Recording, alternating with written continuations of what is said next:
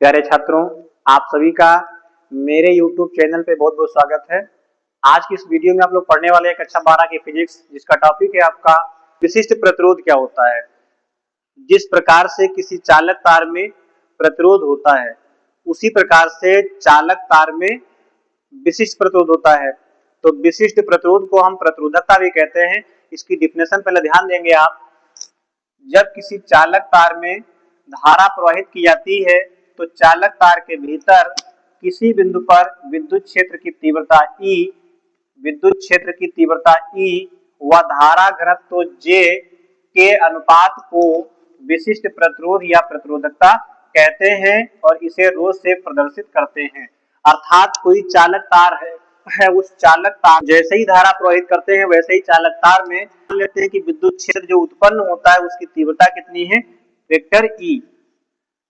फिर हर एक चालक तार में प्रत्येक बिंदु पर क्षेत्रफल होता है और एकांक क्षेत्रफल में जितनी धारा प्रवाहित होती है उसको धारा घनत्व कहते हैं और इसको J से लिखते हैं। जहां धारा प्रवाहित होती है तो उस बिंदु के एकांक क्षेत्रफल में जो धारा प्रवाहित होती है उसको हम J कहते हैं, यानी धारा घनत्व कहते हैं।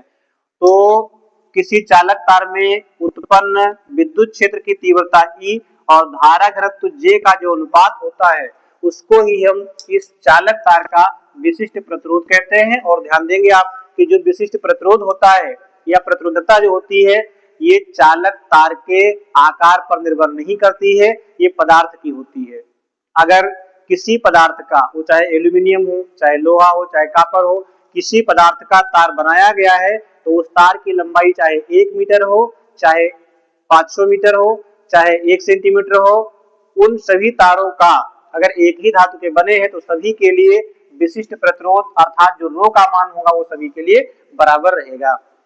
रो बराबर क्या होता है सूत्र, तो परिभाषा के अनुसार जब धारा I प्रवाहित करेंगे तो मैं मान लेता हूं, माना तार में प्रवाहित धारा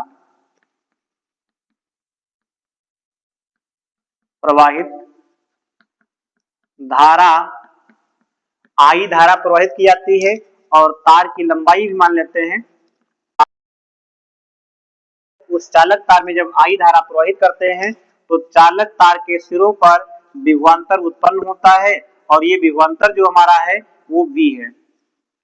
फिर इसके बाद देखिएगा, जो चालक तार में धारा प्रवाहित होती है तो उससे चालक तार के जो अनुप्रस्थ काट का क्षेत्रफल होता है वो हम मान लेते हैं A है।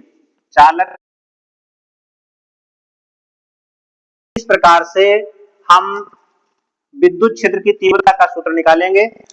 अतः विद्युत क्षेत्र की तीव्रता क्या हो जाएगी, तार में उत्पन्न विद्युत क्षेत्र, तो जो विद्युत क्षेत्र होगा हमारा वो E बराबर हो जाएगा।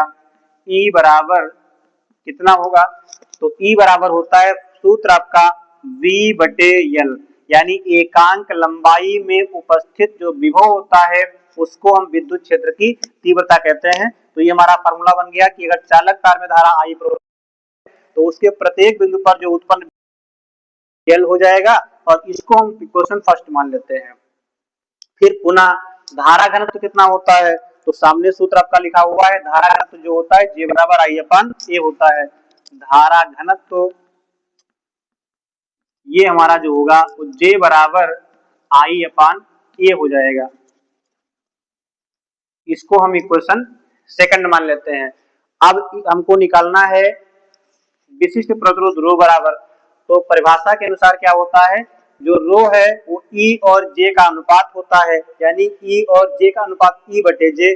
तो सूत्र के द्वारा हम यहां लिख देंगे, एक को समीकरण 2 से करने पर तो क्या बनेगा, बाएं पक्ष को बाएं पक्ष से भाग, दाएं पक्ष को दाएं पक्ष से, E बटे J हो जाएगा, वेक्टर E बटे वेक्टर J हो जाएगा। बटे का बटे दिया दर्जा पलट जाएगा।